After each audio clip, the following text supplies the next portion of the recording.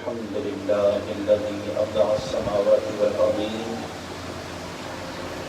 والصلاة والسلام على من كان نبيا وآدم بين الماء والطين وعلى آله وأصحابه أجمعين وعلى كل ملائكة المقربين إلى يوم الدين وعلى عباد الله الصالحين برحمتك يا أرحم الراحمين. أما بعد فأعوذ بالله من الشيطان الرجيم. بسم الله الرحمن الرحيم. فأقيموا الصلاة وآتوا الزكاة واركعوا مع الراكعين. صدق الله العظيم. وبلغنا رسوله النبي الكريم الأمين الرؤوف الرحيم. قال الله تبارك وتعالى في شان حبيبه الكريم: إن الله وملائكته يصلون على النبي يا أيها الذين آمنوا صلوا عليه وسلموا تسليما. اللهم صل على سيدنا ومولانا محمد معدن الجود والكرم منبع العلم والحكم وعلى آله وصحبه وبارك وسلم. مولاي صل وسلم دائما أبدا على حبيبك خير الخلق كلهم. هو الحبيب الذي ترجى شفاعته لكل هول من الأحوال مقتحم. يا ربي بالمصطفى بلغ مقاصدنا واغفر لنا ما مضى يا واسع الكرم. اللہ وحدہ لا شریک جل مجدہ الکریم کی حمد و ثنا اور اس کے حبیب مکرم رسول معظم باعث تخلیق کائنات باعث ارض و سما حضور خاتم الانبیاء محمد رسول اللہ صلی اللہ تعالی علیہ وآلہ وسلم کی بارگاہ میں درود و سلام کا نذرانہ پیش کرنے کے بعد ذوی احتشام واجب الاحترام معزز و مکرم سامعین و سامعات، السلام علیکم ورحمۃ اللہ وبرکاتہ۔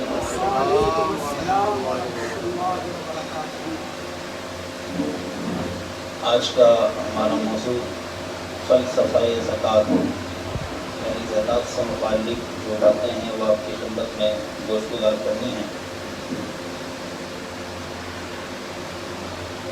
فلسفے کا لفظ عام طور پہ قدیم سائنس کے لیے استعمال ہوتا ہے، لیکن جب اس لفظ کی اضافت یا نسبت کسی عبادت کے ساتھ ہو، جیسے آپ نے سنا ہوگا فلسفہ حج، فلسفہ نماز، فلسفہ صوم یا فلسفہ روزہ، اسی طرح فلسفہ زکوٰۃ وغیرہ، تو اس لفظ کی اضافت اگر کسی عبادت کی طرف کی جا رہی ہوتی ہے تو اس کا مطلب عام طور پہ اس عبادت کی حکمتوں کو بیان کرنا ہوتا ہے کہ اس کی حکمت کیا ہے۔ فلسفہ حج کی کیا حکمتیں ہیں، کیا آداب ہیں، کیا فوائد ہیں، کیا ثمرات ہیں۔ فلسفہ صوم، روزے کی کیا آداب ہیں، احکام ہیں، حکمتیں ہیں، کیا ثمرات ہیں۔ اسی طرح نماز کی طرف ہو تو یہی مطلب ہے۔ تو فلسفہ زکوٰۃ کا مطلب بھی یہ کہ اس کی کیا حکمتیں ہیں، کیا ثمرات ہیں، کیا فوائد ہیں، اور یہ ادا کرنے کے کیا مقاصد ہیں۔ تو اس سے متعلق چند باتیں میں نے آپ کی خدمت میں گوشتگار کرنی ہیں۔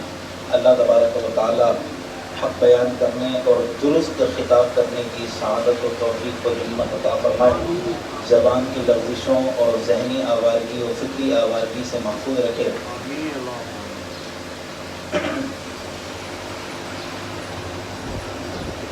اسلام ایک دین فطرت اور آفاقی مذہب ہے،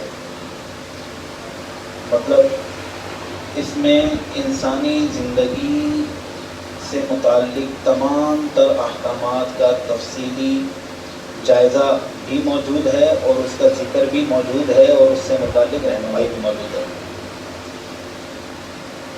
زکوٰۃ کی کیا حکمتیں ہیں، زکوٰۃ کے کیا فوائد ہیں، تو یہ بیان کرنے سے پہلے اتنا ذہن میں رکھیں کہ اسلام کا اپنا ایک مستقل معاشی نظام ہے، معاشی نظام مستقل ایک پوری تفصیلی ڈبیٹ ہے۔ اس میں سے ایک چھوٹا سا جز زکوٰۃ ہے، اور دین اسلام کے ستونوں میں سے ایک ستون زکوٰۃ ہے۔ یعنی یوں کہا جائے کہ اسلام کا چوتھا ستون یا تیسرا ستون، ایک تو کلمہ توحید، رسالت، اس کے بعد نماز اور پھر زکوٰۃ، اور اس کے بعد روزہ۔ عام طور پہ اس کو روزے کو نماز کے بعد ذکر کیا جاتا ہے، لیکن اگر آپ قرآن کریم کا تفصیلی مطالعہ کریں گے تو اہمیت و فوائد و ثمرات اور حکمتوں کو پیش نظر رکھتے ہوئے علماء نے یہ بات بیان کی ہے کہ نماز کے بعد جو درجہ ہے وہ زکوٰۃ کا درجہ ہے۔ زکوٰۃ میں کیا مقصود ہے، کیا فائدہ ہے اس کا؟ تو زکوٰۃ کی بنیادی جو حیثیت ہے یا جو اس کا مقصد ہے وہ یہ ہے کہ وہ انسان یا وہ لوگ کہ جو رزق کی تقسیم میں مکمل حصہ نہ پا سکے یا اپنا حصہ نہ پا سکے، ان کی بنیادی ضرورتوں کو پورا کرنا، یہ ہے زکوٰۃ کا بنیادی مقصد۔ جیسے عام طور پہ روٹی، کپڑا اور مکان، جس کو ہم غذا، لباس اور رہنے کے لیے گھر سے تعبیر کرتے ہیں، روٹی، کپڑا اور مکان، یہ زکوٰۃ کا بنیادی مقصد ہے کہ ہر مسلمان کی یہ بنیادی ضرورت اسلام کے تحت پوری ہو جائے، اور یہ پورا کرنے کے لیے اللہ تبارک و تعالیٰ نے ان لوگوں کو جو ہے مختص فرمایا ہے کہ جن کو اللہ تبارک و تعالیٰ نے ان کی ضرورت سے زیادہ مال دے دیا۔ ایک شخص ہے جس کی ضرورت جو ہے وہ عام طور پہ 40-50 ہزار، لاکھ، 1.5 لاکھ میں پوری ہو جاتی ہے، اس کے بعد جو ہے اس کے پاس جو مال بچتا ہے وہ زائد ہے، تو اب اس کے لیے حکم کیا ہے کہ بھائی اب اپنا مال جو زائد بچ رہا ہے اس میں سے ایک مخصوص حصہ، ایک فیکس جو ہے وہ آپ ان مسلمانوں پر خرچ کیجئے کہ جن کی یہ بنیادی ضرورتیں پوری نہیں ہو رہی۔ اور یہ حکم اسلام کا صرف امت محمدیہ کے لیے نہیں ہے، بلکہ جتنے بھی انبیاء آئے اور ان کی جتنی بھی امتیں آئیں، ان تمام میں زکوٰۃ کا حکم کسی نہ کسی صورت میں موجود تھا، کہیں نہ کہیں زکوٰۃ کا حکم موجود تھا، اور اس چیز کو قرآن پاک کے اندر تفصیل کے ساتھ جو ہے مختلف انبیاء کے ذکر کے ساتھ بیان کیا ہے۔ ویسے تو سینکڑوں مقامات پر زکوٰۃ کا حکم موجود ہے، ذکر موجود ہے، کسی نہ کسی صورت میں انفاق فی سبیل اللہ کا ذکر موجود ہے، لیکن میں نے چند آیات جو ہے قرآن پاک سے اس سے متعلق نکالی ہیں جس میں انبیاء کرام کی امتوں کو زکوٰۃ کی ادائیگی کا حکم دیا گیا ہے۔ اب میں وہ آپ کے سامنے چند انبیاء کی امتوں کا جو ہے وہ ذکر کرتا ہوں جو قرآن پاک میں اللہ تعالیٰ نے بیان کیا، اور اس سے آپ اندازہ لگائیے کہ زکوٰۃ کی اہمیت کتنی ہے، کہ یہ جو ہے جتنے انبیاء ہیں ان تمام کی امتوں پر یہ فرض تھی۔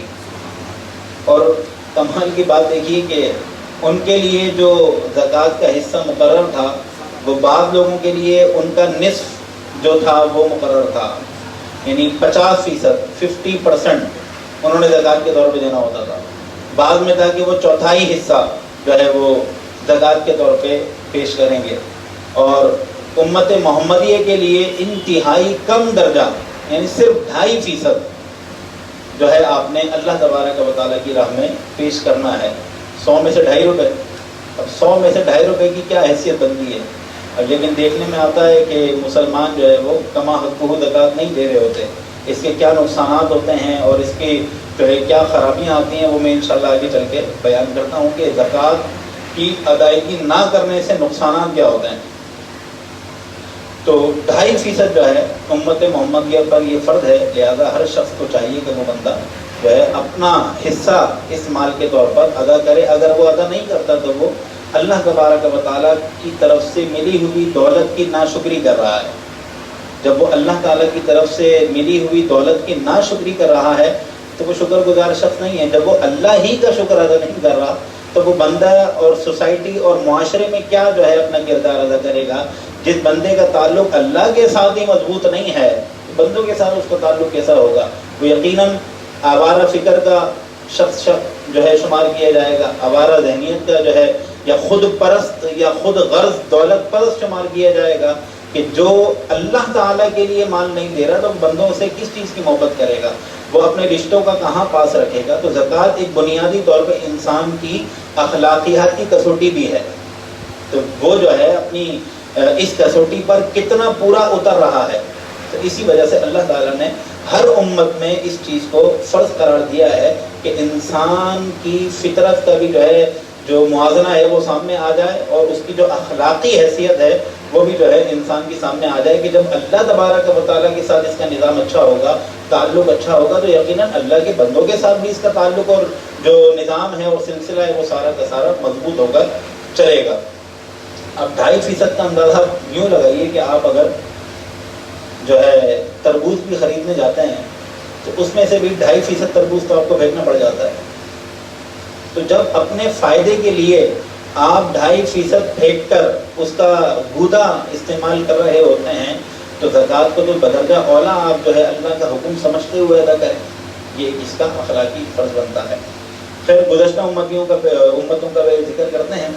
حضرت سیدنا ابراہیم اور ان کی اولاد سے متعلق اللہ تبارک و تعالیٰ نے سورہ انبیاء کی آیت نمبر 73 میں ذکر کیا وَجَعَلْنَاهُمْ أَئِمَّةً يَهْدُونَ بِأَمْرِنَا وَأَوْحَيْنَا إِلَيْهِمْ فِعْلَ الْخَيْرَاتِ وَإِقَامَ الصَّلَاةِ وَإِيتَاءَ الزَّكَاةِ وَكَانُوا لَنَا عَابِدِينَ.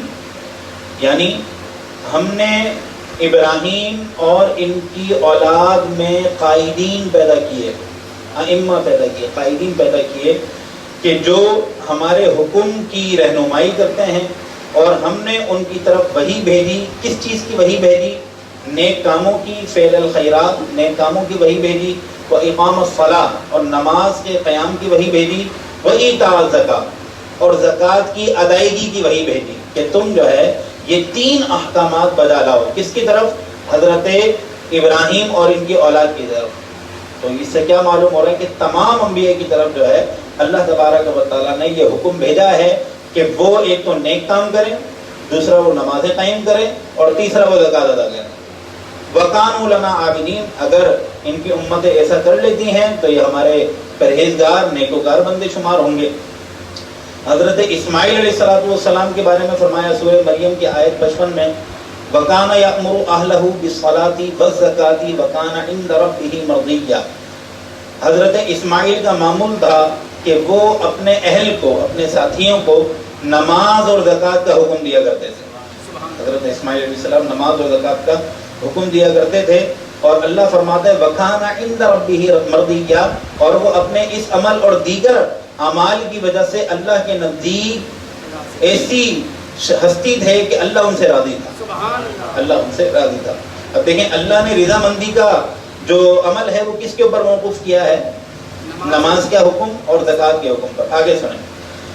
حضرت موسیٰ علیہ السلام نے